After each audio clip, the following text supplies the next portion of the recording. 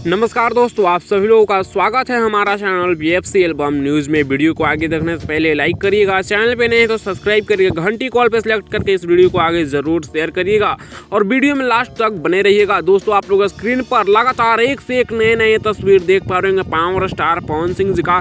और आप लोगों को बता दें कि पावर स्टार पवन सिंह जी इस समय अपने आने वाले नए गाने का बहुत ही जोरों शोरों से काफ़ी तेज़ी से शूटिंग कर रहे हैं और काफ़ी ज़्यादा हाई लेवल का गाना इस समय पावर स्टार पवन सिंह जी कर रहे हैं और काफ़ी ज़्यादा मेहनत इस समय कर रहे हैं। रात दिन गाने का शूटिंग कर रहे हैं, नए एल्बम गाने का शूटिंग कर रहे हैं, जो कि एक से बढ़कर एक गाने होने वाले हैं। काफ़ी ज़बरदस्त गाने होने वाले हैं, जिसका तस्वीर आप लोग बारी बारी से स्क्रीन पर देख पा रहे होंगे।